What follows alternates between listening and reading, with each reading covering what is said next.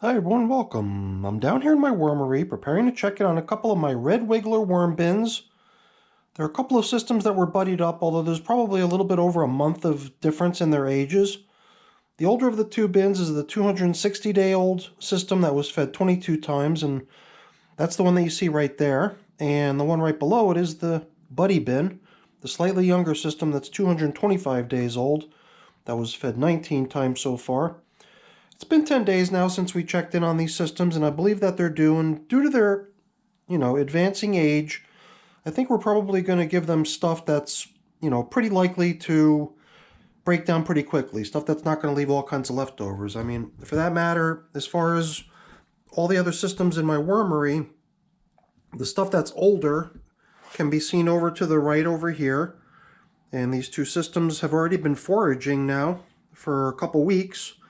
So there's been no active feeding in these either, and I guess over in my mixed worm bin, I'm kind of like in the process of migrating the worms out, and even over here, I'm already well beyond the completion stage, where these systems are simply storing castings. So I've really got to get those emptied out and make some room and start shifting everything over. But these two systems are the ones we're working on today, so I'm going to get them up on the bench and we're going to get them fed. So let's get to work. So the assortment of foods that I came down here with for them consists of a package of old mushrooms, package that I didn't really have the nerve to open up until just the moment before we feed it, because mushrooms that have gone bad really have a horrible odor, so I don't know what to expect. I bought these home from my mom's. I guess they got sort of forgotten about in the bottom of the crisper drawer or on the back of the shelf somewhere in the fridge. And all these leaves here are the leaves of radishes. And I don't know, there might be some other stuff blended in there. Maybe some little bits of radish or something. And then, last but not least, the fairly staple food item that you see down here in my wormery all the time, coffee. And the coffee comes with a couple days worth of filters as well, so we'll be able to replace the feeding zone indicators if we were to not find any trace of the old ones that had been put in here. And I believe that that's going to be exactly what we're going to find, because we sort of set things up here in a way last time that was meant to bring the worms right out to the surface and nibble away on any sort of top coverings that had been placed out here. So in this system here, the older bin, you could certainly see they've done quite a number on what had been put out here. There were 3 sheets of paper towel, underneath which there was a coffee filter feeding zone indicator. Same story here. However, here there's still some signs of the paper towel, which did not get fully consumed. Not a whole lot, but still way more than you see in the other bin, because in the other bin there's nothing. I mean, unless you consider what you see here on the very, very edges and this tiny fragment in the middle. That's all that's left in here. So quite a difference in what was accomplished in each of these systems. I mean, for that matter, the feeding zone indicator is even kind of holding up over in this one. But nothing worth writing home about.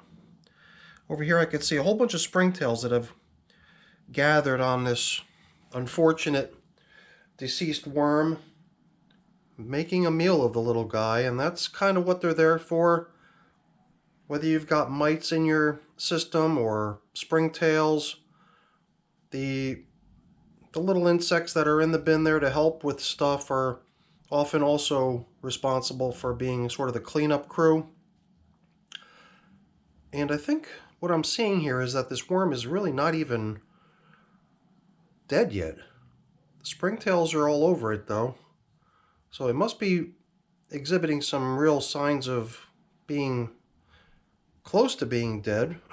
Otherwise, why would the cleanup crew be already attempting to do away with it? I don't know, it's interesting.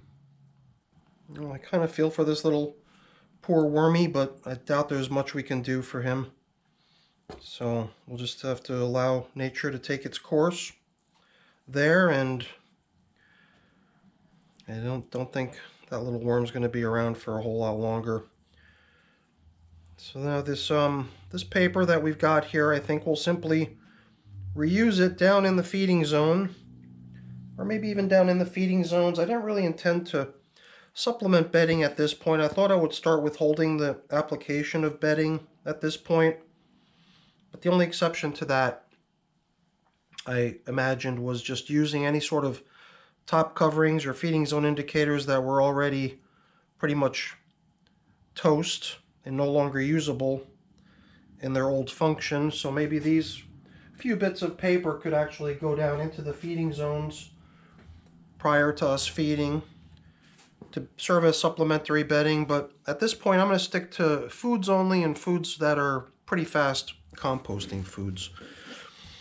Because from what I remember, when we were in here last time, when we were tilling around within the material, I definitely recall seeing good amounts of shredded paper and cardboard remaining. You know, my typical shredded paper and cardboard mix, which also includes some leafy matter blended in. So I think from the perspective of there being bedding type materials or carbon type food, in addition to the nitrogen-rich kitchen scraps, I think there should be enough of it in here to suit their needs. Not to mention the fact that we will be dropping in that little bit of leftover paper that was resting out on the top surface. The reason that stuff got eaten up so much was we sprinkled it all over the place with my worm chow, and it does seem like when you put certain types of top coating worm chows or other stuff like that, the worms do seem to come out for it. And in the case of my worm chow, since it had included a certain amount of sort of flour products, it had some old pancake mix blended in with it. I believe that that was the main reason that the paper that was treated with that stuff got eaten so completely, because I think that the flour in that pancake mix ends up sort of getting damp and then sticking to the paper that's beneath it. And what that ends up resulting in is that the worms really want that flour, and in order to eat it, they've got to, you know, nip away at the paper there too. So here we've got a slow composting item, very slow composting item. It's an old mango seed, and you can see a few worms hanging out in there, but it almost seems like the dominant creature that's working the material down are the springtails. They're all over this thing. And they're definitely enjoying it.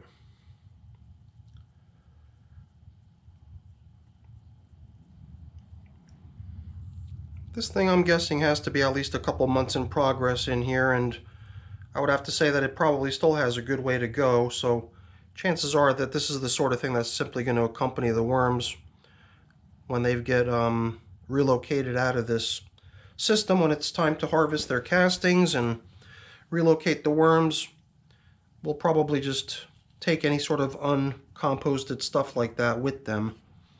But by the time that happens, I would like to see that all of this shredded paper and cardboard stuff that still exists within this system is all broken down already, to the point where what we're dealing with is pretty much castings only. So that's kind of my measure for treating the system as done. And since there is a good bit of it remaining, as you can see, we're definitely not going to be supplementing the bedding, with the exception for a little bit of that stuff that we pulled off the top surface. So let's get over to the younger bin, to the older bin. For some reason I always end up starting with the younger of the two systems, perhaps because it's to my left over here. But we'll get this older system over here prepped for its feeding as well. And I'm not sure when these systems were buddied up, if it was prior to or after that mango seed had been fed, because if that system got a mango seed, there's a chance that we might find one in here as well. I do like the consistency of the material, the way it all seems to flow freely. It is still a little bit damp, so it's still tending to stick to my glove. The tendency of the material to stick to my glove, or even its tendency to stick to itself into clumps, is often what I use as the measure for material that might be just a little bit more damp than we want it to be. So yep, here we go. As predicted, this system's also in the process of working down a a springy food item, which if you're not careful will shoot its contents all over the place and onto you. But here we don't seem to have as much of an interested breakdown party going on as the other one. The other one still had the seed within the husk. This one, the seed appears to have somehow gotten, oh, here it is. I think this is what it is. No, it's not. The seed is probably got separated from its outer shell and might have been eaten by now if we don't stumble on it. That other larger object that we found in here was the stem of a pumpkin. So all I'm really attempting to do here is to just give the material in general a nice little stir, just in case I find anything that appears to be a little bit muddy or clumpy. We can sort of dislodge it from itself and get it loosened up a little bit.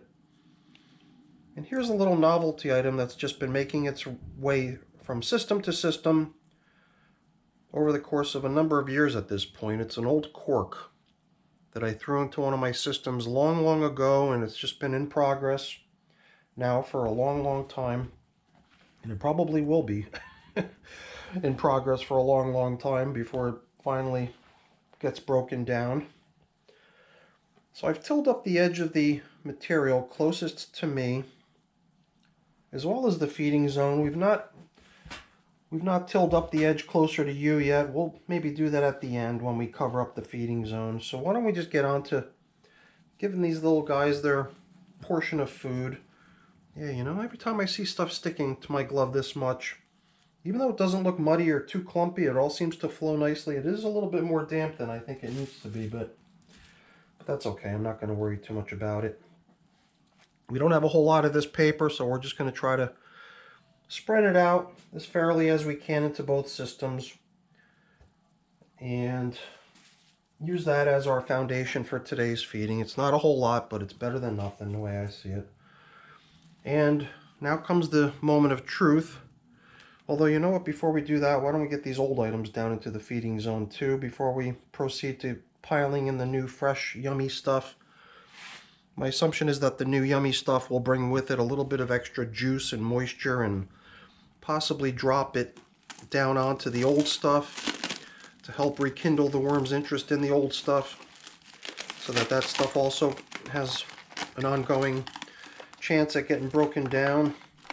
So I'm not going to give this stuff the sniff test. I'm just going to get it into the worm bin, try to spread it out fairly so that both systems get a equal number of worms, and I'm definitely starting to get the smell of it. So now I understand why my mom decided it was time to discard these mushrooms, because they are definitely getting stinky. So I think the sooner we get that stuff covered up, the better. So let's get right in here with some of this nice leafy material. Luckily we'll have a nice quick opportunity to cover up our stinky food item. Mushrooms are just the sort of thing that the worms are going to go totally berserk over. They're going to really enjoy that. So that stuff's not going to last. Even these really nice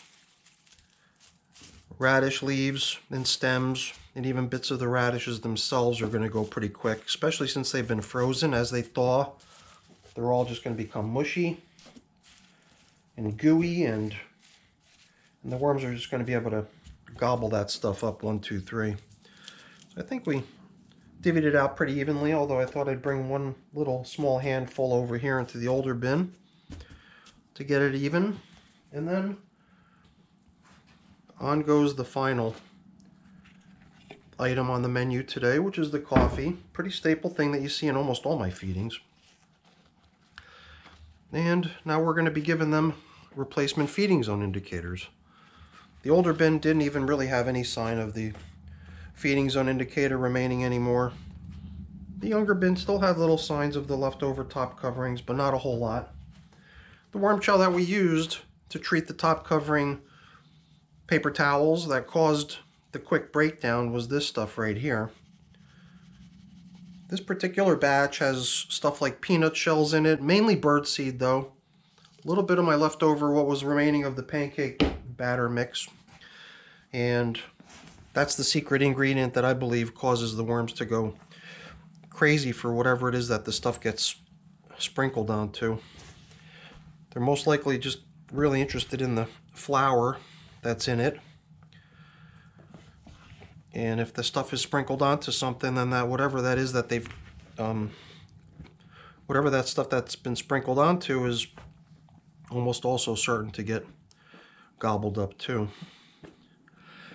So it does seem like these systems have gradually also sort of become springtail systems.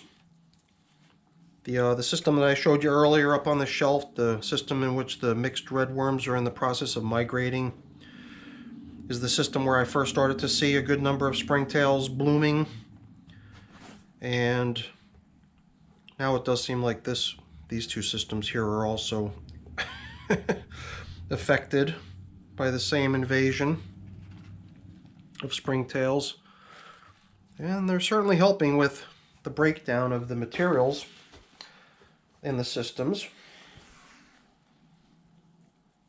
But, you know, to be honest, I really prefer not seeing so many helper creatures in my worm bins. I understand the importance of them being there, obviously. I mean, I explained it earlier in terms of how they're the cleanup crew and they serve numerous other important functions too, but I do like to see their numbers kept in check somehow, so I'm not sure how that could be accomplished. Because if I did know, then I'd probably already be implementing whatever those measures would be. But for whatever reason, a few of my systems, including these two, obviously, are havens for the springtails for some reason. So, no more top coverings at this point, it seems. I guess we're simply going to go with the feeding zone indicators, and then on are going to come the plastic covers.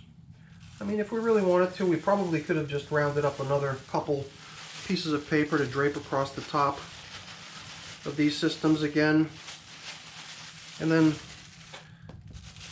if we wanted to see them get eaten really quickly, we could have just treated them with worm chow. But as you saw, my worm chow is running a little bit low right now. And I will make more soon, but for now, I figured I would just limit its use to the one use that I do seem to use it for almost every time, which is to just dress up the application of coffee. I somehow do like to include a little bit of worm chow whenever I add coffee, just to make the stuff a little bit more interesting. I guess since I feed it almost every time, it just, to me, seems a little bit mundane and boring, so I'm just trying to dress it up and spice it up. All right, everyone, that's it for our check-in with the red wigglers. That was a fun one. Hopefully you enjoyed it. I did. If you did, as always, please don't forget to leave me a quick thumbs up before you go. That's always really appreciated. And if you haven't done so already, please also consider subscribing to the channel. That's very much appreciated as well. All right, everyone, thanks so much for watching. Bye-bye.